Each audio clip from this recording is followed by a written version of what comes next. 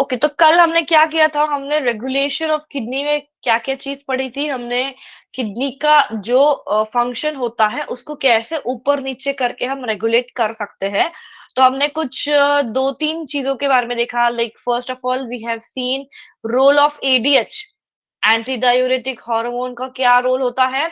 ये क्या करेगा, ये पीसीटी डीसीटी एंड सीटी के ऊपर एक्ट करके वाटर को एब्जॉर्ब करने में मदद करता है। कहाँ से मदद करेगा, जब हाइपोथैलेमस मतलब बॉडी में अगर फ्लूइड्स का थोड़ा सा ऊपर नीचे हो जाता है, कम ज्यादा हो जाता है अगर कंसेंट्रेशन, तो क्या हो जाता था, ब्रेन सिक्रीट कर देता था एडीएच को, एंड एडीएच से फिर हम किडनी में से और फ्लूइड्स को रीअब्सॉर्ब करके बैलेंस को मेंटेन करते थे। एंड जैसे ही बैलेंस मेंटेन हो जाता है, उसके बाद फिर से एडीएच को हम स्टॉप करा देंगे कि भाई बस आपका काम हो गया, नाउ स्टॉप योर सिक्रीशन। तो अगर क्वेश्चन बनता है कि एडीएच के इफेक्ट के अंदर कौन से वाले हिस्से से नेफ्रॉन वाटर को अब्सॉर्ब करेगा, तो वो इस वाले हिस्से से। देन हमने जेजीए का क्या रोल पढ़ा, जक्स्ट्रा ग्लोमेरुलर अपैरेटस, जो कहां से बनता है, it becomes in between capillaries and DCT, इन दोनों के बीच में के जो सेल्स है वो थे जेजीए अपैरेटस। ये क्या करते थे, रेनिन को सिक्रिएट करते थे। रेनिन क्या करता था, गुड इवनिंग रिया, रेनिन एंजियोटेंसिनोजेन सिक्रिएट करता था। फिर इससे हमको मिलता था एंजियोटेंसिन 1 और 2। एंड फिर ये क्या करते थे, ये करते थे ब्लड वेसल को कॉन्स्ट्रिक्ट। कॉन्स्ट्रिक्ट करना मतलब क्या, आर्टरीज को कम करना, जिससे क्या हो जाता, बीपी इंक्रीज हो जाता था, एंड जीएफआर भी अल्टीमेटली इंक्रीज होता था। पढ़ा था ये कल। एंड जो हमने यहाँ पे इंक्रीज कर रखा है बीपी को, ब्लड प्रेशर को, वही कॉन्ट्रैक्ट करेगा हार्ट एट्रियल नाट्रियोटिक फैक्टर से। एट्रियल नाट्रियोरेटिक फैक्टर, एएनएफ हार्मोन, जो हार्ट की एट्रियम है वो सिक्रीट करती थी। एंड ये फैक्टर क्या करेगा, ये कर देगा आपके सारे कैपिलरीज को डायलेट, मतलब बीपी को कर देगा डिक्रीज। जो यहाँ पे बढ़ा रखा है उसी को हम यहाँ पे घटाएंगे। याद है, we have done all this regulation. तो मैंने आपको क्विक रिवीजन दिया कि तीनों भी रेगुलेशन में क्या क्या हो रहा है, क्यों कर रहा है regulation, to again maintain the body fluids. Yes, तो let's go towards the very interesting part, that is micturition. Micturition को अगर आसान भाषा में बोलो, it is simply nothing but the process of urination. That is process of, good evening Muskan, process of giving out the urine from your body. Komal सभी को ब्यूरिक हो रही है।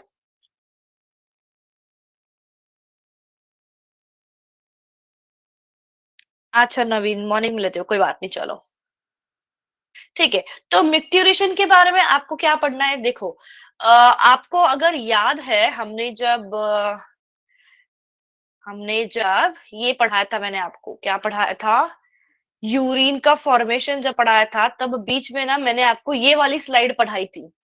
If you guys remember this slide, कि इस स्लाइड में मैंने आपको पढ़ाया था कि कैसे किडनी के बाद जब ब्लैडर में आता है यूरिन, मतलब यूरेटर से ब्लैडर एंड ब्लैडर से आउट ऑफ द यूरिन, तो वहां पे दो स्पेशल मसल्स वहां पे दिखाए थे मैंने, स्पिंक्टर मसल जिसको कहते हैं। अब ये मसल्स क्या करते हैं, या इससे हम यूरिनेशन प्रोसेस में कैसे आपको हेल्प होगी, I am going to teach you that now.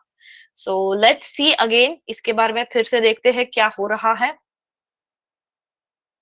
तो मैं इसको फिर से आगे लेके जा रही हूँ, and I am going to revise that again, don't worry. So micturition मतलब क्या, simply the formation of urine, and उस यूरिन को हमको जब बॉडी से बाहर निकालना होता है, उस प्रोसेस को कहेंगे यूरिनेशन। एंड ये करवाएगा कौन, ये करवाएगा हमारा central nervous system. Now pay attention, ये प्रोसेस जो है थोड़ी सी कॉम्प्लिकेटेड है, थोड़ी सी नहीं, हाँ थोड़ी सी, ज्यादा भी नहीं। तो देखो, सेंट्रल नर्वस सिस्टम को पता कैसे चलता है। अब होगा क्या, कहानी ऐसी होगी कि जब ब्लैडर में हम यूरिन भर चुके, मतलब कुछ करीब करीब 500 से 700 ml of urine bladder hold कर सकता है। अब जब ब्लैडर ने उतना यूरिन होल्ड कर दिया, अब क्या हो जाएगा, ये थोड़ा सा नीचे ऐसा फूल जाएगा ना, दिस विल बिकम स्वोल्ड, मतलब थोड़ा एनलार्ज हो जाएगा ये, because of the process of capturing the urine. सही बात है ना, बैग जैसा होता है ये, ब्लैडर क्या है, एक बैग जैसा है, उसमें यूरिन डाल दो, ये थोड़ा सा फूल जाएगा, हम या जैसे कि बैलून के अंदर डालते हैं हाँ पानी भर एनलार्ज के। हो जाएगा। Yes, it can happen like that, enlarge कर दिया। अब इसके ऊपर, ब्लैडर के ऊपर ना बच्चा, हमारे पास होते हैं कुछ स्ट्रेच रिसेप्टर्स। ये रिसेप्टर्स क्या करते हैं, ये रिसेप्टर्स सिग्नल भेजते हैं सीएनएस को कि क्या भाई, we have become full now, कि bladder has become full. In return CNS क्या भेजेगा, फिर से सिग्नल भेजेगा ब्लैडर्स के स्मूथ मसल्स को कि now you start releasing the urine. कैसे, अब ब्लैडर में आप अगर देखो, come back to this diagram, bladder के पास दो ओपनिंग्स है, internal sphincter and external sphincter. External sphincter and internal sphincter में एक्सटर्नल जो होता है वो वॉलेंट्री होता है। वॉलेंट्री मतलब क्या, in the control, and involuntary मतलब, ये मैंने पहले भी पढ़ाया है, इनवॉलेंट्री मतलब something which is not in control. And ये स्पिंक्टर क्या है, वॉल है, वैसे जैसे यहाँ पे कुछ ऐसा वॉल, नल का जैसा वॉल होता है ना, वैसे वॉल होता है ये। तो सीएनएस क्या कर देगा, सीएनएस भेज देगा order to the smooth muscle, ताकि ये स्पिंक्टर को क्या करे, अब ओपन करे। तो ये तभी ओपन होगा when you are going to allow, जब वॉलंटरी स्पिंक्टर, एक्सटर्नल स्पिंक्टर को आप अलाउ करेंगे to start the process of urination. तो इतनी सी तो सिंपल सी स्टेप है, जस्ट कि सीएनएस ने क्या किया, स्ट्रेच मसल्स को हमने भेज दिया एज अ सिग्नल कि भाई आप स्मूथ मसल को कमांड दे दो। सीएनएस बोलेगा स्मूथ मसल ऑफ ब्लैडर को कि start releasing the sphincter, sphincter में से यूरिन को बाहर निकालना है। तो ये मैसेज कौन देता है, ये मैसेज देगा सीएनएस। सो मैं अगेन रिपीट कर रही हूँ, क्या क्या चीज होगा।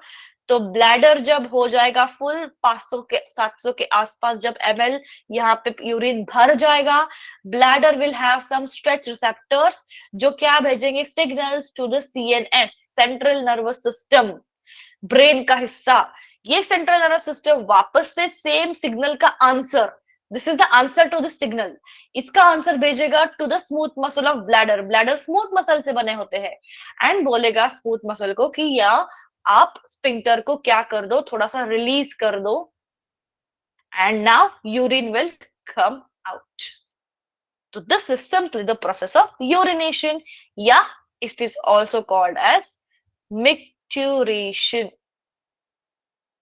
Micturition can be sometimes a one mark question by definition, and अगर MCQ वाले क्वेश्चन आते हैं तो कौन से रिसेप्टर्स, यहाँ पे क्वेश्चन बहुत बना है कि ऐसे कौन से रिसेप्टर्स है जो यूरिनेशन के प्रोसेस में इन्वॉल्व है, जो सीएनएस को सिग्नल भेजते हैं, तो वो स्ट्रेच रिसेप्टर्स है। इतना clear? Yes ma'am. Yes ma'am. Okay, so देखो अडल्ट यूरिन कितना बनता है, करीब करीब 1 to 1.5 लीटर, ये डिपेंड करता है कि आप कितना पानी पीते हो। देन यूरिन का colour is somewhere in between light yellow to pale yellow, depends again, अगर कुछ कभी कभी अगर इन्फेक्शन होती है बॉडी में तो यूरिन का कलर चेंज होता है। मेडिकेशन या मेडिसिन, दवाइयां कुछ लेते हो तभी भी देखो, ऑब्जर्व करके देखो इन योर डेली रूटीन, तभी भी यूरिन का कलर चेंज होता है। तो इट डिपेंड्स कि how is your intake.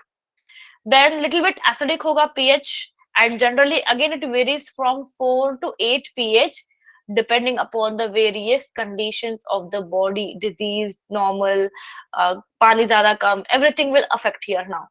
And कितना यूरिया एक्सक्रीट होगा, करीब करीब 25 to 50 ग्राम। टेक्निकली कितना होता है पता है, करीब करीब 50 ग्राम यूरिया बच्चा निकलता है, बट मतलब बनता है, मान लो नेफ्रॉन में इतना यूरिया हम एक बार में फिल्ट्रेट में बनाते हैं।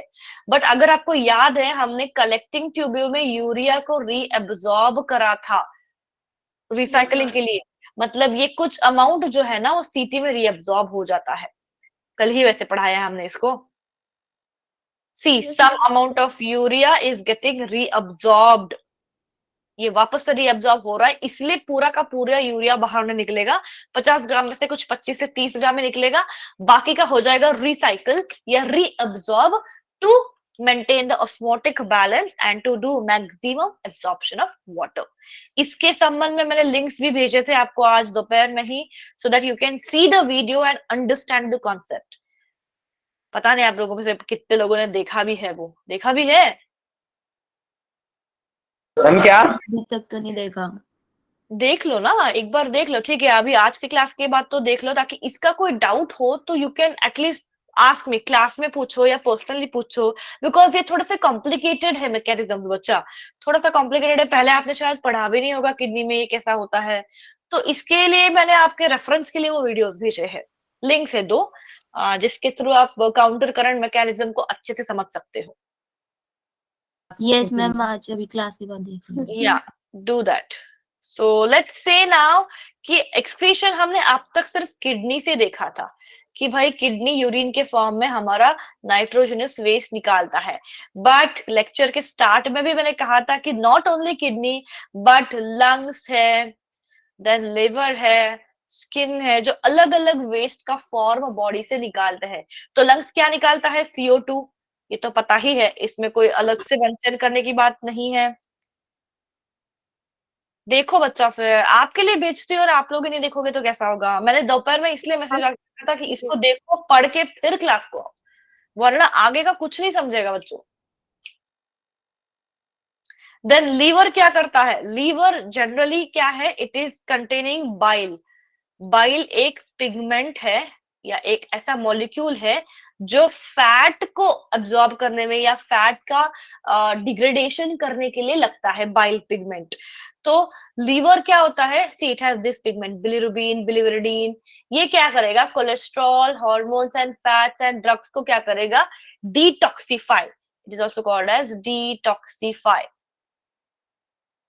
तो in this way liver can clean your digestive system.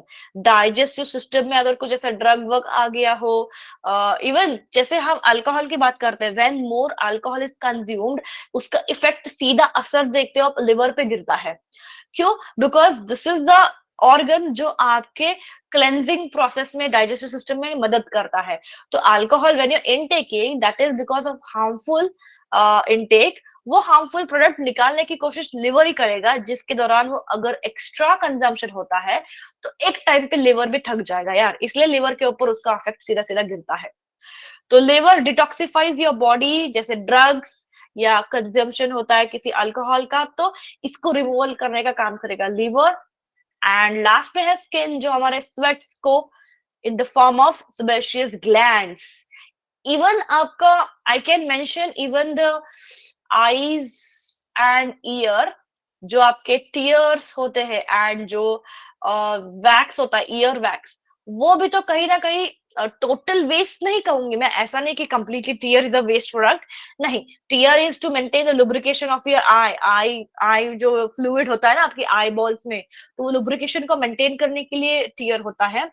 But कभी अगर आंख में कुछ चला गया तो पानी आता है ना, तो कहीं ना कहीं वो पानी ही हेल्प कर रहा है आपके आंख में कहीं डस्ट पार्टिकल को निकालने के लिए। सिमिलरली ईयर वैक्स आपके ईयर को प्रोटेक्ट करता है, ताकि ईयर का होल ना अंदर डायरेक्टली और ब्रेन से भी कनेक्ट हो सकता है internally. So it also protects from entering water or dust or air. अब ठंडी में ज्यादातर कान क्यों बंद करते हो? You try to close your ears also because ठंडी हवा directly आपके enter कर सकती है बॉडी में, which will be again harmful. तो you can add this also, but because आपके बुक में दिया नहीं है, so don't mention that in your theory I'm telling. And lastly आते हैं disorders की तरफ। डिसऑर्डर्स क्या हो सकते हैं किडनी के? What would be the disorder? Can anybody tell me what would be the disorder? जब किडनी ने अगर ठीक से यूरिया को एक्सक्रीट नहीं करा, मतलब बॉडी में यूरिया अगर रहने लग गया ना, it is remained in the body, that condition is called as uremia. Uremia मतलब क्या? बॉडी में यूरिया का अक्यूमुलेट होना। तो ये कंडीशन तो अच्छी नहीं है, यूरिया अक्यूमुलेट होना, यूरिया रिसाइकल होना चाहिए, वापस से बाहर जाना भी चाहिए। एंड कहीं ना कहीं अगर यूरिया ज्यादा अक्यूमुलेट हो गया तो ये किडनी को पूरा फंक्शन फेल करा सकता है। एंड अगर किडनी फेल हो गई तो इसमें किडनी ट्रांसप्लांट ही एक क्या कहते हैं करेक्शन का सॉल्यूशन बचता है, that you have to transplant the kidney. And kidney transplantation उन्हीं से हो सकता है जो कोई क्लोज रिलेटिव्स हो या जिनका ब्लड ग्रुप मैच हो रहा हो। अभी आपने ग्रुप्स के बारे में पढ़ा है, ब्लड ग्रुप्स के बारे में रिसेंटली ही, तो किडनी मैचिंग में भी आपको ब्लड ग्रुप्स के ध्यान रखना पड़ेगा। वरना ऐसा हो सकता है कि अगर रिसिपिएंट एंड डोनर का मैच नहीं हुआ तो रिसिपिएंट क्या कर सकता है, रिजेक्ट कर सकता है ऑर्गन को। ये ऑर्गन को रिजेक्ट करेगा क्योंकि इसकी जो इम्यून सिस्टम है रिसिपिएंट की, वो इस ऑर्गन को एज अ फॉरेन करके रिकॉग्नाइज करेगी and it will start fighting, उसके बॉडी के सेल्स ऑर्गन को डैमेज करने लग जाएंगे।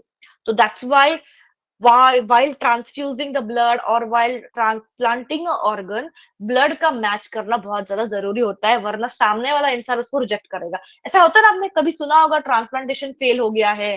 ट्रांसप्लांटेशन ही फेल होना मतलब क्या, कि जो रिसिपिएंट था उसकी बॉडी ने ऑर्गन को एक्सेप्ट नहीं करा, उसके बॉडी ने ऑर्गन को डैमेज करना स्टार्ट कर दिया, बिकॉज वो एक फॉरेन लगने लगता है। तो अगर ब्लड ग्रुपिंग यहाँ पे सही से मैच नहीं हुआ हो तो ये केस हो सकता है। सो ये पहला केस था किसका, यूरेमिया का, जब यूरिया अक्यूमुलेट होता है।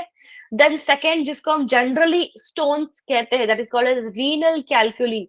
स्टोन जिसको हम कहते हैं, जो किससे बनते हैं, ऑक्सलेट से बनते हैं। बहुत सारे ऑक्साइड, सल्फर ऑक्साइड या नाइट्रोजन ऑक्साइड्स, जो ऑक्साइड्स है, जब ये सोल्यूबलाइज हो जाएंगे, सॉलिडाइज हो जाएंगे क्रिस्टलाइज सॉल्ट्स के फॉर्म में।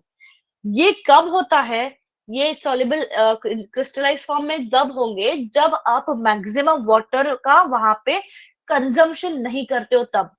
Because water is the one medium जो आपके पूरे बॉडी को डाइल्यूट करके बॉडी के फ्लूइड्स को मेंटेन करेगा, and also it will help to flush out the toxic things. But अगर हमने ज्यादातर अमाउंट में पानी नहीं पिया, देन ये चीजें अक्यूमुलेट होने लग जाएगी। सी कहीं पे भी आप पानी को बहुत बार यूज करते हो, even in your simple drainage system में भी पानी का यूज होता है, किचन सिस्टम में भी पानी का यूज होता है, just for a flushing purpose. तो बॉडी क्लेंजिंग में भी पानी का ही मेनली यूज होगा to flush out the unwanted things. But अगर वही कम होने लग गया तो it will start accumulating, that is called as renal calculi, जहां पे हम सिंपल भाषा में किडनी स्टोन्स भी कर सकते हैं। तो इसका अगेन सिंपल सोल्यूशन बहुत बार क्या बोलते हैं ट्रीटमेंट्स में, there will be medicine given या ड्रग्स गिवन, जो क्या करेगा, इस ये जो क्रिस्टल्स है ना यहाँ पे, इनको कर देगा थोड़ा सा डाइल्यूट। एंड इन क्रिस्टल्स का मतलब जो डायमीटर है 1 mm कभी होता है, कभी 2 mm का होता है, वो डिपेंड, या कभी कभी 0.5 mm का, कितना बड़ा वो मास है, वो कितना बड़ा क्रिस्टल है। अगर पूरे यूरेटर में ये क्रिस्टल फंस गया तो यूरिनेशन में तो बहुत तकलीफ हो जाती है। तो यू कैन इमेजिन कि यूरिन अक्यूमुलेट होने लग गया और किडनी में ही, एंड बाहर नहीं निकल पा रहा है because of this presence of this obstacle. तो ये बहुत इमरजेंसी वाली कंडीशन हो जाएगी। इसलिए it is been always advised कि जब भी बॉडी फ्लूइड्स ऐसा होता है आपको कि प्यास लग रही है या यूरिनेशन हो रहा है, तो make sure you eat lots of liquid वाले फ्रूट्स, या जैसे वाटरमेलन होता है, पाइनएप्पल होता है, या जूसेस, या आपके जो ग्लूकॉन डी रसना जैसे कुछ होते हैं जिसमें वाटरी कंटेंट हो, या वाटर तो पीना ही बहुत अच्छी बात है। बट अपार्ट फ्रॉम दैट अगर वाटर नहीं मिल रहा है तो go with some water containing fruits and juices, but don't go for any carbonated juices जैसे पेप्सी, कोक एंड ऑल, ये सारे कार्बोनेटेड होते हैं, इनसे तकलीफ और बढ़ती है। So don't go for all these cold drinks, this will again more put pressure on your kidneys. Then last में है और एक ग्लोमेरुलोनेफ्रिटिस, मतलब यहाँ पे सूजन आ जाती है पूरे के पूरे ग्लोमेरुलाई में, जो नेफ्रॉन्स होते हैं, जो ग्लोमेरुलस होता है उसके ऊपर सूजन आ जाएगी। You can see the red colour, this red colour means what, कि पूरा वहां के वेसल्स जो है वहां के वेसल्स एंड नेफ्रॉन्स वहां पे सूज गए हैं. This can be because of various reason. कभी कभी ये एक साइड इफेक्ट हो सकता है बिकॉज कोई और ऑर्गन का या किसी और बॉडी का ट्रीटमेंट चल रहा था, उसका प्रेशर एंड बीपी का प्रेशर अब पड़ गया डायरेक्टली हमारे किडनी पे. तो this can be a side effect of any other treatment. या अगर किसी को किसी चीज की एलर्जी होती थी, या excess consumption of any kind of toxic material, smoking हो, अल्कोहल हो, तो ये वेरियस रीजन से हो सकता है. ऐसे अपने आप नहीं होगा, इन्फ्लेमेशन कभी अपने आप नहीं आती है, उसके लिए कोई ना कोई कारण होना चाहिए. अगर किसी के हाथ पे सूजन आई है या चोट लगी है तो because somebody has got accident हो गया हो, कहीं पे गिर गए हो, तो ही आएगा ना, अपने आप तो नहीं आएगा. तो वैसे ही किडनी पे भी नेफ्रॉन पे सूजन तभी आएगी जब कोई और रिएक्शन का इफेक्ट इसके ऊपर गिरा हो, या ऐसे कुछ ड्रग्स लिए हो जो बॉडी को सुटेबल नहीं थी, या कुछ एलर्जी का कंडीशन हो. So there are certain reasons. There might be some allergic reactions, or there might be some side effect of treatment. जो कोई दूसरा ट्रीटमेंट ऐसा होता है ना बहुत बार, अगर कभी आपने आपके लाइफ फैमिली में फ्रेंड्स में देखा होगा कि धीरे धीरे ऑर्गन फेलियर हो रहा है, मतलब ट्रीटमेंट चल रहा था लंग्स का, बट उसकी मेडिसिन हेवी डोजेस की वजह से somewhere it is affecting liver and kidney, because medicine को भी बाहर निकालने का काम यही करते हैं. एंड अगर उनके ऊपर प्रेशर पड़ गया तो फिर ये दिखने लग जाएगा कुछ ऐसा इन्फ्लेमेशन. सब लोग हो. Yes, ma'am. Okay. Now this is the last information I would like to give, and this is little bit extra also. But कुछ definitions है, one line definitions है, you can note down. ये नहीं मिलेगा आपको बुक में. When you call it as a hematouria. हीमेटोयूरिया मतलब क्या? जब ब्लड मिलेगा आपके यूरिन में, it is called as haematuria. And this condition would be जब कभी भी इन्फेक्शन हो बॉडी में, या कोई इंजुरी आई हो एक्सीडेंट की वजह से, अगर इंटरनली धक्का लग गया हो किडनी को, या वहां पे कोई इन्फेक्शन हो गया हो, तो ब्लड दिख सकता है, आरबीसी वहां पे दिख सकते हैं, क्योंकि ग्लोमेरुलस का कैपिलरीज है वहां पे वो डैमेज हो चुके हैं. तो गलती से वो अब आरबीसी को भी अंदर भेजने लग गए हैं प्लाज्मा में, फिल्ट्रेट में, जिसके वजह से यूरिन में अब दिखने लग गया आरबीसी. ठीक है. देन सेकेंड कंडीशन देखी है हमने, पायरिया. पायरिया मतलब क्या? ये कंडीशन जहां पे पस सेल्स मतलब क्या? आपको पस का मतलब पता है, हिंदी में भी इसको पस ही कहते हैं, जहां पे बॉडी में भी Yes. कहीं भी इंफेक्शन हुआ होगा ना. हाँ. तो जैसे न्यूट्रोफिल्स, बेसोफिल्स, मोनोसाइट्स हमने ये सर्कुलेशन में देखे थे. ये न्यूट्रोफिल्स, बेसोफिल्स जो पस सेल्स होते हैं, ये इन्फेक्शन को फाइट करने वाले सेल्स है. बट इनका यूरिन में तो टेक्निकली कुछ काम नहीं होता है. बट बाय मिस्टेक अगर ये आ गए तो ये दिखाएगा कि बॉडी में जरूर कोई ना कोई इन्फेक्शन का, बैक्टीरिया या वायरस का इन्फेक्शन लगा हुआ है. Again there is a infection somewhere. So कोई ना कोई एक माध्यम से वो यूरिन में दिख ही जाएगा. देन ग्लाइकोसोयूरिया. इससे आपको पता ही चलेगा व्हाट इज ग्लाइकोसोयूरिया. जहां पे क्या है? ग्लूकोज दिखता है. ग्लूकोज का जनरली रीएब्सॉर्ब कौन करता था? ग्लूकोज का यूरिन में होना अच्छी बात नहीं है, क्योंकि it will indicate the diabetes. वो डायबिटीज को दिखाएगा, person is suffering from diabetes. But glucose reabsorb कौन करता था? नेफ्रॉन का विच हिस्सा is going to reabsorb glucose? Nobody remembers ना.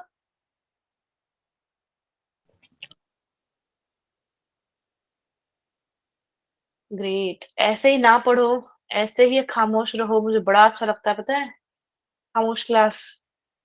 एंड प्रोटीन यूरिया नाम से हमको पता चलता है कि जब कोई प्रोटीन का मॉलिक्यूल वहां पे आ गया यूरिन में, जो जनरली नहीं होना चाहिए, then again there is some defect in kidneys filtration process. ये सारी फिल्ट्रेशन की बात हो रही है, क्योंकि फिल्ट्रेशन में ग्लूकोज जनरली अगर नहीं जाता है, चला भी गया तो पीसीटी उसको ले लेगा. पीसीडी भी लेगा अगर भूल गया, या पीसीडी ने अभी काम ठीक से नहीं किया, सिलेक्टिव रीअब्जॉर्प्शन ठीक से नहीं किया, इसका मतलब कहीं ना कहीं जो हमारा ब्लड स्ट्रीम है उसमें शुगर का लेवल बहुत ज्यादा बढ़ चुका है, कि पीसीटी कितना भी एब्जॉर्ब करे फिर भी ग्लूकोज रह जा रहा है, which means sugar level in the blood has been hiked या increased. एंड ये शुगर लेवल इंक्रीज हुआ है because of the incapability of insulin hormone, क्योंकि इंसुलिन ने अपना ठीक से काम करा नहीं होगा. तो ये सारे कनेक्टेड है. वैसे हम लोग पढ़ेंगे उस इंसुलिन के चैप्टर को पूरा हम पढ़ेंगे in the chemical coordination chapter, not here. तो दीज आर फ्यू डेफिनेशंस या one line definitions you can say. अगर मैच द फॉलोइंग वाले क्वेश्चंस आते हैं कि हिमेटोयूरिया, पायरोयूरिया, ग्लाइकोसोयूरिया एंड प्रोटीनयूरिया, एंड लास्ट में और एक डेफिनेशन लिख देती हूँ मैं, डायूरेसिस या डायूरिया मतलब का, जब डाइल्यूट यूरिन प्रोड्यूस होगा, that is diuresis. And dilute urine तब प्रोड्यूस होगा जब एडीएच अपना काम ठीक से नहीं कर रहा हो या उसका सिक्रीशन हो। ADH is anti diuretic hormone. And this finishes your chapter, which includes the questions now. तो अब पहले मुझे बताओ कि यहाँ पे, now please open your NCERT और something, go through the whole chapter. ऐसा कुछ भी है जो नहीं समझा है तो please now is the time, क्योंकि बाद में टाइम नहीं मिलेगा। बता, कुछ पूछना है? मैम कल जो लेक्चर था उसका लास्ट टॉपिक क्या दिखाया था मैंने कल? यही तो दिखाया था, रेगुलेशन ऑफ किडनी। एएनएफ पढ़ाया था मैंने कल। हाँ यही मैम, बता दो। सो गई थी ना लास्ट में मुस्कान। तो एएनएफ क्या है इसका work? This is ANF is doing opposite work to ADH। ADH कह दो या रास सिस्टम कह दो। रास सिस्टम में हमने पीछे क्या देखा? इन दिस सिस्टम हमने देखा कि जब जेएफआर गिरता था, जेजे अपैरेटस एक्टिवेट होते थे, इसके सेल्स ने भेज दिया रेनिन को। रेनिन ने इतनी सारी सीक्वेंस को एक्टिवेट कर दिया, रेनिन से एंजियोटेंसिनोजन 1 2 अल्डोस्टेरॉन। अल्डोस्टेरॉन ने ऑटोमेटिकली क्या कर दिया? ब्लड वेसल को कॉन्स्ट्रिक्ट, मतलब जो ब्लड वेसल्स ऐसी मोटी मोटी होती है, इनको हम थोड़ा सा दबा देंगे एंड छोटा कर देंगे, एंड उससे क्या हो जाएगा? बीपी इंक्रीज, क्योंकि बहुत फास्ट अब यहाँ से ब्लड फ्लो होगा। तेजी से ब्लड फ्लो होने की वजह से ब्लड प्रेशर इंक्रीज हो गया, एंड लास्ट हमारा जेएफआर इंक्रीज हो गया। तो जो गिरा था यहाँ पे, वहीं पे हमने इंक्रीज कर दिया। तो यहाँ पे हमने जो ब्लड वेसल को कॉन्स्ट्रिक्ट कर रखा है, उसको वापस नॉर्मल भी तो लाना पड़ेगा, जो काम होगा एएनएफ का। एंड ये कौन सीक्रेट करता है? Atria of heart. तो जब बीपी बढ़ होता है यहाँ पे, तो हार्ट को पता चलना है ना कि भाई बीपी बढ़ गया है। हार्ट को ऑब्वियसली पता चलेगा, it is the circulating organ. तो बीपी बढ़ गया, उसको पता चल गया, तो वो क्या करेगा? In reaction to this atrium से सीक्रेट कराएगा एट्रीनालिटिक फैक्टर।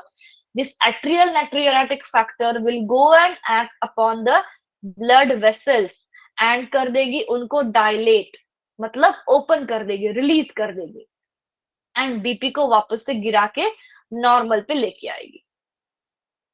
तो दिस इज अपोजिट टू रास वाला मैकेनिज्म। सो जहां पे एंटी नाइट्रियाटिक फैक्टर जो है वो डायलेट करते थे, रास क्या करता था? कंस्ट्रिक्शन करता था। तो ये होना भी चाहिए ना, क्योंकि कंस्ट्रिक्ट ही रखेंगे, एंड अगर हमने रास मैकेनिज्म को हटाया ही नहीं तो हमेशा बीपी इंक्रीज रहेगा, तो कहीं ना कहीं ये सारे ऑर्गन फिर फेल होने लग जाएंगे। तो हर चीज का इक्वल एंड अपोजिट रिएक्शन कहते हैं ना, वैसे हर चीज का इक्वल एंड अपोजिट प्रोसेस भी है हमारे बायोलॉजी में, टू मेंटेन, टू रेगुलेट। यही पढ़ाया था। मैम जो सर्कुलेशन चलो, चैप्टर है ना, उसके नोट्स आप आज सेंड कर देना, अपने वाले। किया है ना? मैम अपने वाले सेंड कर दो, अंजलि मैम ने जो कराया था ना वो रहने दो, जो अपनों ने करा था ना वही सेंड कर दो। सर्कुलेशन आपका मैंने ही कराया, अंजलि मैम ने कहाँ कराया है? मैम बट जो नोट्स अभी आए हैं ना वो अंजलि मैम वाले नोट्स हैं। ए नहीं बच्चा, हाउ इज मैम दैट मैंने खोल पॉसिबल? के देखा था कल। आप लोग ग्रुप 19 में हो, right? Yes ma'am, Anjali ma'am ने सेंड कर रखे हैं, आपने नहीं करे। वो she had done that mistake. 18 group में जाना चाहिए था, बट वो आपके ग्रुप में भी गलती से सारे में टिक कर दिए हैं। बट पीछे जाओ, पीछे जाओ, सी मेरे वाले आपको मिलेंगे। मैम वो सर्कुलेशन कब बहुत पढ़ा? पीछे है। तो ढूंढो ना, कर दो ना सेंड। मैं टैग कर रही हूँ। ठीक लेजी है मैम। पीपल, देखो,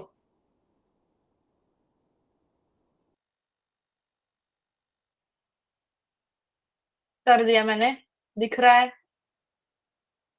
अभी तक तो नहीं।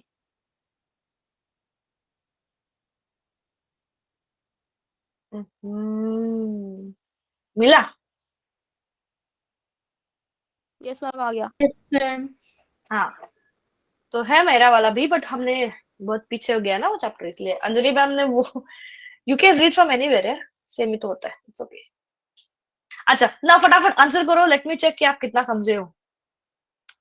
एंड ये चैप्टर मैं जानती हूँ डिफिकल्ट है, 2-3 बार एनसीईआरटी को थोड़ा नजर के सामने से घुमाओ, नहीं समझ में आए तो प्लीज कीप ऑन आस्किंग, आपके नजदीक आए गए हैं एग्जाम्स। एंड टुमारोज टेस्ट, जितने भी लोग हैं, एक्चुअली ग्रुप 19 के लोग 15 से 20 होते हैं, बट आप लोग बहुत कम हो, बट जो are present, I want everybody to attend the revision class and attend the test. And पिछले हफ्ते से जो भी डाउट्स नहीं, मार्क्स थे, उससे तो मुझे ज्यादा ही चाहिए, everyone. Yes ma'am. Okay ma'am. Questions attempt करना है, अगर कॉन्फिडेंट हो तो, नहीं हो तो मत करो, बिकॉज नेगेटिव में चले जाओगे। So be confident and paper is going to be difficult, इतना भी नहीं है, मॉडरेट है। तो रिवीजन क्लास में आपको सब कुछ याद हो भी जाएगा कि क्या क्या करा है हमने, क्या क्या नहीं करा है, तो डोंट वरी। एंड ज्यादातर अगर कोई ऑप्शन कंफ्यूजिंग लगता है तो एलिमिनेशन करो, निकालते जाओ जो भी नहीं आता है उसके बारे में, and then go to the right option. Let's do the questions now, देखते हैं कि एक्सप्रेशन कितना समझा है, थोड़ा बहुत क्वेश्चंस कर लेते हैं। क्या है फर्स्ट वाला? करेक्ट स्टेटमेंट पूछा है, असेंडिंग लूप जो है वो इम्परमेबल है वाटर को, ये है इसका answer. Descending loop of Henle is impermeable to water, ascending limb of loop of Henle is permeable to water, नहीं, ascending loop तो नहीं, descending limb of loop अच्छा भेज दिया क्या आप लोगों ने, is permeable to electrolytes, नहीं, ये भी नहीं, ये भी गलत है, yes, A is the right option. Then third one, मतलब इस स्लाइड का second one, active reabsorption of sodium is,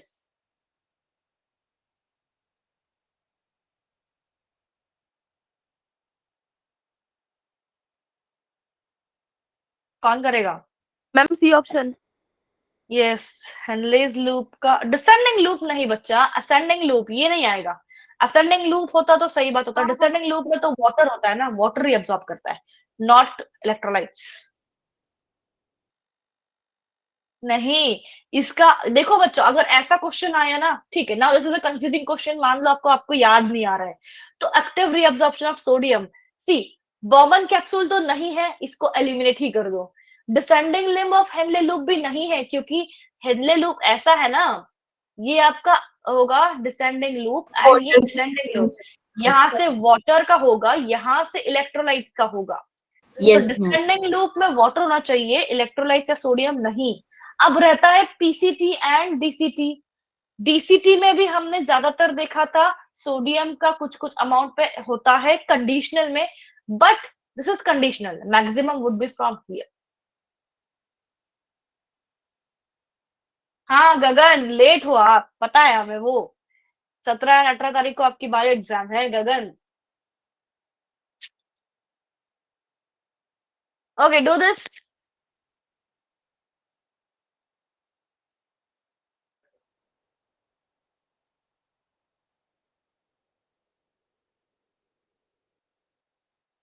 गगन, कल का रिवीजन क्लास अटेंड करना है, and this exam I want you to score more, I want all of you to touch 200 at least marks out of 240. 150 से 200 के बीच में तो आने ही चाहिए, मुझे चाहिए। कोमल मैम सेज कल ए, स्कूल है। अरे बट आपके क्लासेस शाम को है, छुट्टी एंड कर ले रहे मॉर्निंग में हैं। भी तो है, मॉर्निंग एंड क्लास शाम को भी है, मॉर्निंग का स्लॉट भी है। Remember biology can be done in morning also, in between 9 to 10:30। Ma'am वो तो संडे को होगी ना। नहीं नहीं, कल की बात कर रही हूँ मैं, कल भी वैसे ही रखा है। अरे मैंने जो पोस्ट भेजा उसको देखते नहीं हो क्या आप लोग, ग्रुप में खामा का व्हाट्सएप रखा है आपने आपके पास। मैम मैम फिजिक्स वाले सर ने बताया था कि बायो की क्लास होगी संडे को। लेकिन अब दोबारा जो मैसेज आया उसमें टाइम चेंज हो गया है ना। चेंज हो गया, हाँ, डाल दे रहे हो, देखो, चेक यस दैट पोस्ट। डाला है मैंने अभी image for the revision classes, which says कि 7 to 8:30 PM physics, 9 to 10:30 chemistry. रात की बात है, PM Gagan, PM is evening, you can attend. And 9 to 10:30 सुबह एक बायो का है सेशन, and again 5 to 6:30 भी है रिपीट क्लास. तो ये Yes, दो ma'am. Sessions for boys and girls ही रखा है, या जिसको भी नहीं हो सकता है इवनिंग को वो मॉर्निंग करेगा, जिसको मॉर्निंग नहीं हो सकता वो इवनिंग करेगा. तो Yes, this is ma'am. Same thing, this is revision class. तो दोनों में कुछ अलग नहीं चलेगा, जो सुबह रिवाइज की है सेम शाम को रिवाइज करेंगे. Yes, ma'am. मैं अटेंड कर लूंगा. हाँ, तो एंड मुझे 150 के 200 में बीच में चाहिए ही चाहिए एवरीबॉडी. एंड आप लोग कर सकते हो, सर्कुलेशन को बहुत अच्छे से किया है हमने. Yes, You can do. Okay, इसको करो. चलो एक दो चार क्वेश्चंस कर लेंगे हम, फिर मैं इसके बहुत सारे क्वेश्चंस भी. क्या? मैम ऊपर वाले का ए है. First one is A, maximum amount of electrolytes and water. हाँ, इजी था ये, पीसीटी करता है maximum absorption.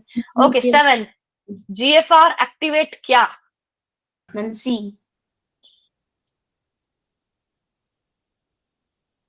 Yes, very true. बाकी लोग इसको ना करो. नहीं, इसको भी हमने किया ना, हेमोडायलिसिस भी किया ना. डायलिसिस मतलब, अच्छा डायलिसिस बताना रह गया ना हमारा, रुक जाओ. We have missed dialysis.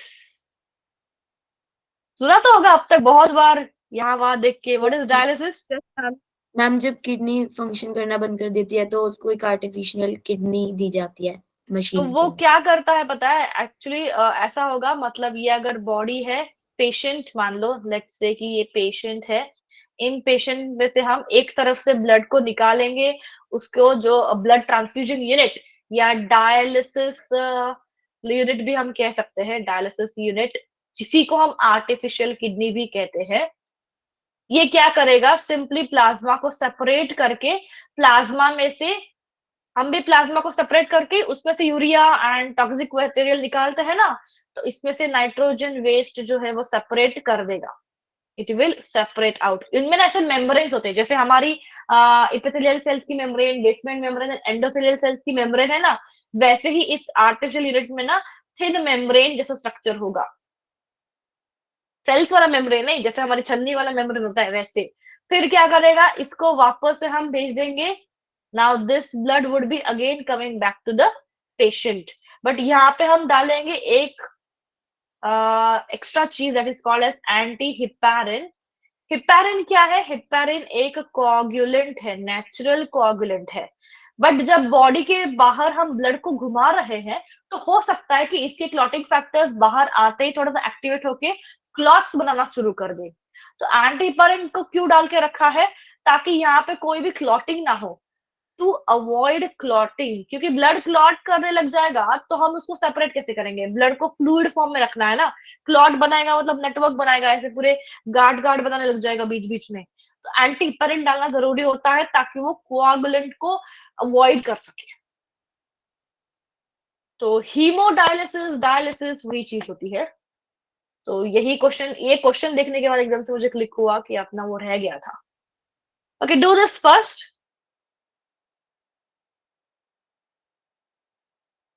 गगन चला गया.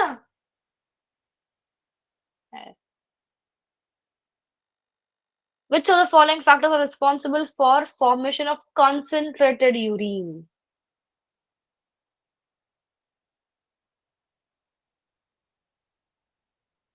Okay, मैं बता देती हूँ. I'll help you in this. See, low levels of antidiuretic hormone. Antidiuretic hormone मतलब क्या? ADH. ADH जब लो रहेगा तब क्या करेगा? This can do water का absorption. ये water को absorb करेगा. Then maintaining hyperosmolarity towards inner medullary interstitium in the kidneys. सही बात है. Then secretion of erythropoietin by JGA. इसका कोई कनेक्शन नहीं है बच्चों. इसका यूरिन का कंसंट्रेशन में कनेक्शन अभी तो नहीं आएगा, क्योंकि इरिथ्रोपोइटिन क्या है? इट इज अ हार्मोन जो जक्स्टामेडुलरी सेल्स जो है ना, हमारे डीसीटी एंड आर्टरीज के सेल्स रिलीज करते हैं to make some important blood cells. तो ये हार्मोन जाएगा बोन मैरो में एंड वहां से ब्लड सेल्स को बनाने में मदद करेगा। आपको याद है बोन मैरो में हमने ब्लड सेल्स को बनाया था, तो वो बोन मैरो का ब्लड सेल्स बनने का जो प्रोसीजर है, उस प्रोसीजर को टेक्निकली ये हेल्प करता है। इरिथ्रोपोइटिन एक इंपॉर्टेंट फैक्टर है जो किडनी रिलीज करेगा। तो इस क्वेश्चन में इसका कोई कनेक्शन नहीं है, कंसंट्रेटेड यूरिन हमको बनानी है। एंड लास्ट में दिया है कि hydrostatic pressure during glomerular filtration. Hydrostatic pressure मतलब जहां पे वाटर का प्रेशर लगना, तो this is also not related. तो यह राइट आंसर बनेगा, क्योंकि जब हम मेडुला में ज्यादा ऑस्मोलरिटी का ये बढ़ाएंगे, इफ यू रिमेम्बर हमने देखा था 300 से 1200 तक मेडुला में ऑस्मोलरिटी बढ़ता था, जिससे क्या होता है, मैक्सिमम वाटर एब्जॉर्ब होगा। एंड मैक्सिमम वाटर एब्जॉर्ब हो गया, इसका मतलब बाय डिफॉल्ट यूरिन बनेगी कॉन्सेंट्रेटेड। समझे? निखिल सी नहीं आएगा, इसका 2 आएगा बच्चा। समझे कॉन्सेप्ट को? समझो, did you understand? Yes ma'am. Yes ma'am. Okay, this one artificial kidney को पढ़े। Use of an artificial kidney during haemodialysis में result in nitrogenous waste buildup, non elimination of excess potassium ions, reduced absorption of calcium ions from gastrointestinal tract, reduced RBC production. Which of the following options are most appropriate? Yes, कोई answer दे। ए क्यों होगा? ए तो buildup नहीं होगा ना, nitrogenous waste को हम निकालेंगे बाय द डायलिसिस। डायलिसिस को क्यों कर रहे हैं? To remove the nitrogen waste. तो use of an artificial kidney में result in nitrogen waste in buildup of body, no, A तो नहीं होगा। सी, अब ए नहीं है मतलब option 1 and option 4 is by default wrong. Let's see, B कहता है B and C are correct, मतलब non elimination of excess potassium ions, reduced absorption of calcium ions नहीं। सी, मुझे यहाँ पे लगता है first of all reduced. Answer ma'am पक्का सी है। मैम 3 तो गलत कर दी, तो ऑप्शन जो लास्ट का बचा वही ठीक होगा। 3 का गलत की मैंने, सिर्फ ए एंड 4 को, फर्स्ट एंड 4 को गलत किया है। बी सी डी को तो हम पढ़ रहे हैं ना, तो देखो बी सी डी में से हम देखते हैं elimination of excess potassium ions ऐसा कोई होता नहीं है, there is nothing such chance. हाँ, कैल्शियम आयन का जो रीअब्जॉर्प्शन होता है वो शायद रिड्यूस हो सकता है, बिकॉज आपने किडनी के ऊपर जो नॉर्मल फंक्शन था किडनी का, उसको आपने हैंड ओवर कर दिया आर्टिफिशियल किडनी को। तो दिस इज पॉसिबल, क्योंकि आरबीसी प्रोडक्शन क्यों हो सकता है? बिकॉज ये इरिथ्रोपोइटिन सीक्रेट अब नहीं कर पाएगा। इरिथ्रोपोइटिन जो मैंने अभी यहाँ पे बताया, ये वाला हार्मोन किडनी सीक्रेट नहीं कर पाएगा, क्योंकि नॉर्मली जब किडनी फंक्शन करता है तभी ये सीक्रेट कर सकता है। अब हमने नॉर्मल फंक्शन किडनी का दे दिया आर्टिफिशियल किडनी के पास, तो इरिथ्रोपोइटिन आर्टिफिशियल किडनी थोड़ी करेगा, वो तो एक इंस्ट्रूमेंट है। तो C is not going to happen, that means sorry, D वाला रिड्यूस्ड आरबीसी प्रोडक्शन हो सकता है अगर आपने डी को यूज करा है। इस कंडीशन में हाँ, option third option C and D are correct. ऐसे तुक्के मार के ना आओ, गो विथ द लॉजिक, ठीक है? ये बहुत ही इजी है, this is the easy one, come on, everyone will do now. जो नहीं समझ में आ रहा है मैं आपको समझा रही हूँ, बट जो इजी है करो।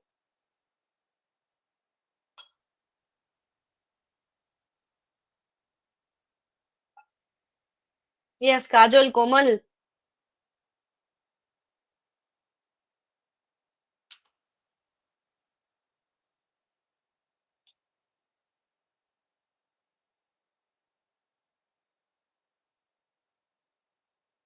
मैम इसमें एबीसीडी में 4 एबीसीडी है बस, और मैम इसमें 1 2 3 4 5 है।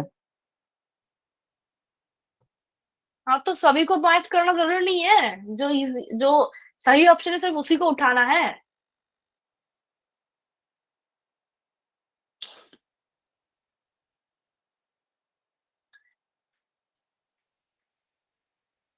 Ma'am option B. नहीं, C ma'am, C. Let's see now, ultrafiltration कहाँ होगा? मालफिजियन कॉर्पस्कुल में। एफ का 4 होना चाहिए, तो इसको और इसको हटा दो, वैसे 2 and 3 को हटा ही दो। मैम 2 और कॉन्सेंट्रेशन ऑफ 1 2 और and 4 को हटा दो, हटा सॉरी 1 and 4 को हटा दो, 2 and 3 को रखो। मैम ट्रांसपोर्ट सेकंड का ऑफ 6 यूरिन, होगा। स्टोरेज ऑफ यूरिन, रुको let me read. Concentration of urine, transport of urine and storage of urine. यहाँ पे क्या दिया है? Ureter, loop, urinary bladder. D का 3 आएगा, यूरिनरी ब्लैडर। डी का 3 कहाँ है? दोनों में भी है। सी का भी 2 है। Now we have to check यहाँ पर between second B 1 and 4, 1 and 5. Consolidation is usually Henle's loop and proximal convoluted tubule. नहीं यार, B का 1 आएगा, लूप डिसाइड करेगा ना कंसंट्रेशन। 2 ऑप्शन सही आएगा। प्रॉक्सिमल कॉन्वोल्यूटेड ट्यूब नहीं, ये डिसाइड करेगा। लूप में ही तो हम करा रहे थे ना सॉल्ट एंड वाटर का एब्जॉर्प्शन बच्चा, तो यूरिन का कंसंट्रेशन लूप डिसाइड करेगा ना, फिर पीसीटी कैसे? समझे? बी जाएगा, इजी बी जाएगा सही आंसर। गेटिंग? Yes ma'am. हाँ, ये एक ट्राइमेथिल ऑक्साइड है, इट्स अ ट्राइमेथिल ऑक्साइड। ये ड्रग है एक, ऑक्साइड या ऑक्सलेट कह दो।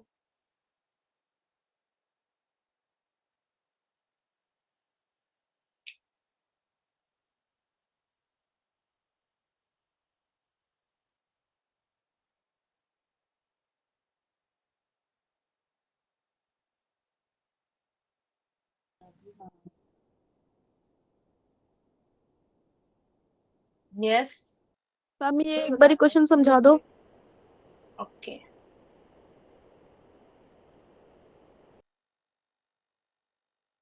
What is used as an osmolyte, मतलब as a solute in human being to increase the medullary interstitial osmolarity.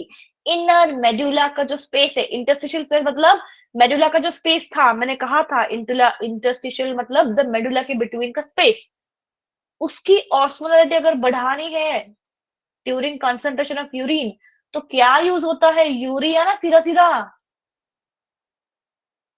देखा था ना हमने बच्चा जी। यूरिया को हम वापस से मेडुलरी, इनर मेडुलरी में लेके आ रहे थे। ये हमारा लूप है, ये सीटी है, तो यहाँ से जो यूरिया बेचारा जा रहा था उसको हमने वापस मेडुलर रीजन में ले लिया था, ताकि इस वाले मेडुला वाले हिस्से में हम क्या कर सके?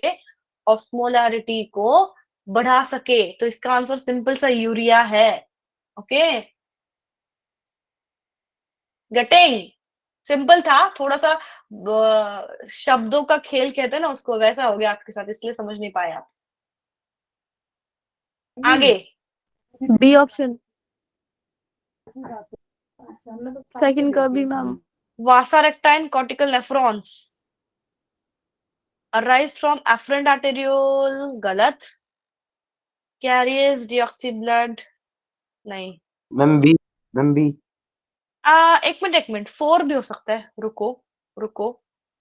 is absent or highly reduced could be right answer. Does not get involved in countercurrent exchange with loop of Henle, fine, but it is not getting involved because uska vasa recta is absent or highly reduced, so this is more appropriate.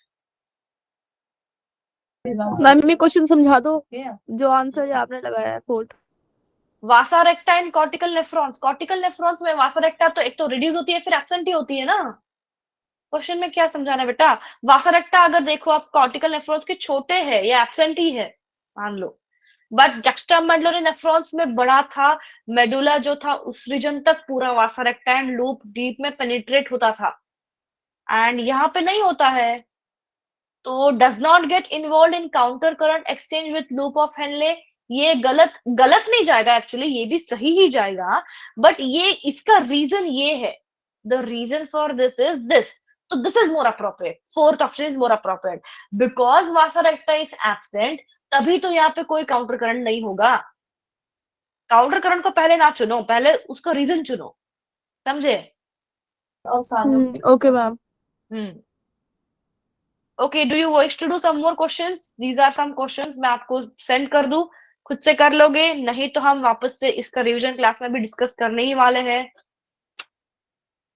What say everyone?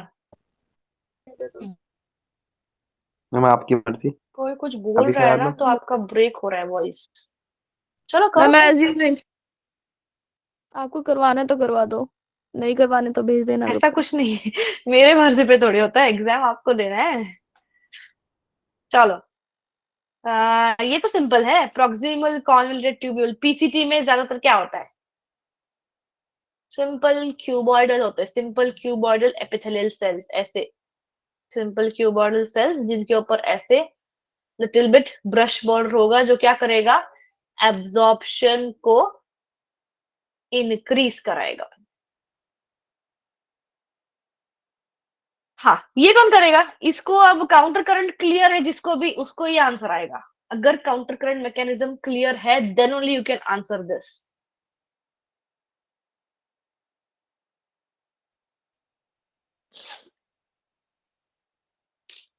अगर clear है ma'am तो ही बोलो। Ascending ma'am B. D, D मुझे पता option. था आप लोग ये गलती करोगे। C question ma'am C. आपका। आपका लॉजिक सही है, आपका लॉजिक सही है कि असेंडिंग लूप से हमने NaCl को बाहर निकाला है। क्वेश्चन सेज कि NaCl रिटर्न कहां से हो रहा है? Return into what? Return into capillaries. Who? ये मैम ऑप्शन रिटर्न डी। होता है, ये रिटर्न होता है यहां से, जो है ascending loop of Vasa रेक्टा, AES of वासा रेक्टा, क्योंकि ये NaCl एक्सचेंज हो जाएगा वासा रेक्टा से।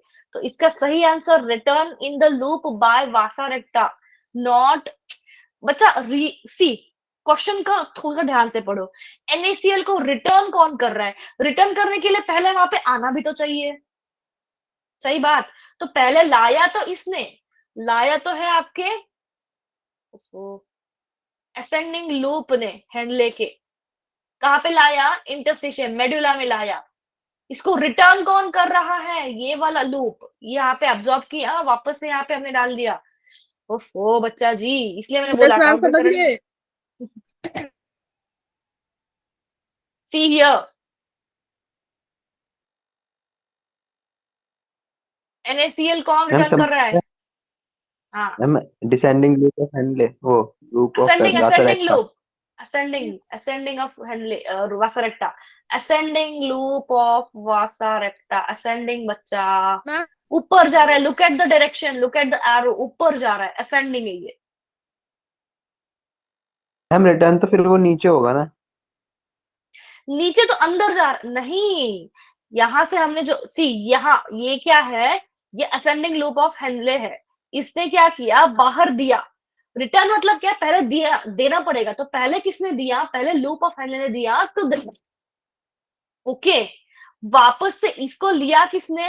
इधर यस मैम अब क्लियर है। आर्टरीज के अंदर लिया हमने, कैपिलरीज के अंदर लिया। हमको रिटर्न कहाँ करना है? इधर ही अंदर। इसमें करना पड़ेगा ना रिटर्न, मेडुला में करना पड़ेगा ना। इंटरस्टिशियम में रिटर्न इज वेयर, वेयर जहां से लिया वहां से दो। तो लिया कहां से? लिया मेडुला से ही। तो रिटर्न भी मेडुला को ये करेगा, ये करेगा, ये। समझा Nikhil? Yes ma'am, yes ma'am. खामखा यस मत बोलो, कभी कभी ना पता चलता है कि आप लोग जबरदस्ती यस बोलते हो या सही वाला यस बोलते हो। नहीं मैम समझ गए अच्छे से। टेस्ट में कर लेंगे अच्छे से आगे क्वेश्चन को। ठीक है चलो, ये दो क्वेश्चन करो एंड देन विल स्टॉप।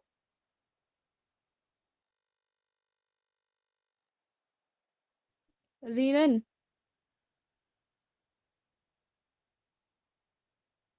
ठीक से पढ़ो। Increase in the blood flow to the atria of heart can cause the release of, मैंने अभी पढ़ाया था। अगर हार्ट के बीपी बढ़ गया तो, यस कोमल, ANF B ऑप्शन। सीधा सीधा आंसर है। ANF कर देगा सिक्रीट, एट्रियम जो होते हैं हार्ट के, वो। उसका थोड़ा सा क्वेश्चन ठीक से पढ़ा, ठीक है? जल्दी जल्दी मत करो यार। आप लोग जल्दी जल्दी में क्वेश्चन अटेम्प्ट कर देते हो, फिर वो गलत होता है। ध्यान से पढ़ना। The नेक्स्ट का बी है। condition where urea accumulates. Ma'am B B। Ma'am, B option. Okay, ये क्या है? ग्लाइकोसोयूरिया मतलब जब ग्लूकोज दिखेगा यूरियन में, यूरिन में।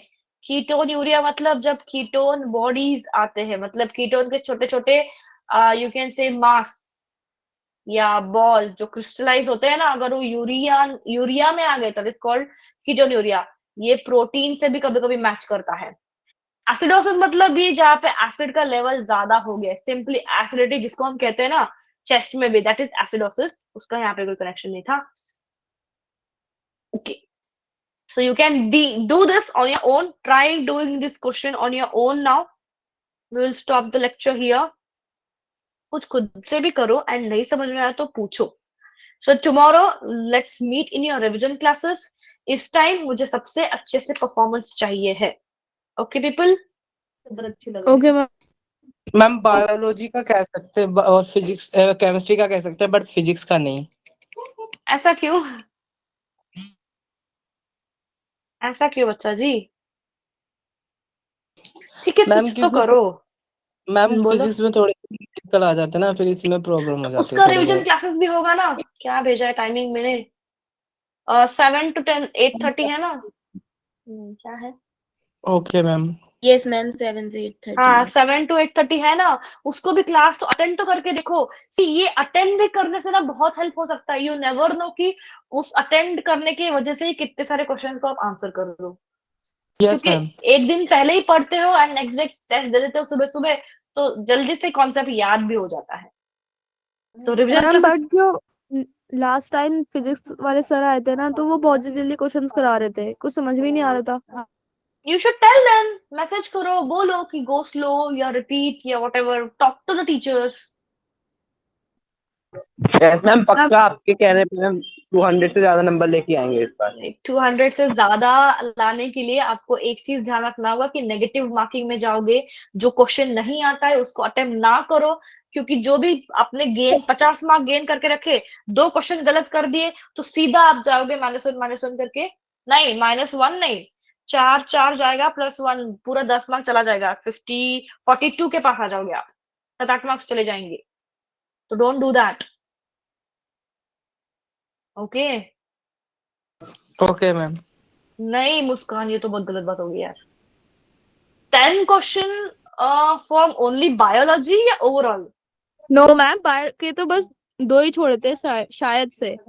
बट फिर भी और नेगेटिव में आपके गए यार मार्क्स। बच्चा, आपके सारे डेटा शीट है मेरे पास, पूरे एक्सेल शीट भरी पड़ी है, सब मैम लोगों का। शीट में गलत हो गए, फिजिक्स से गलत होंगे।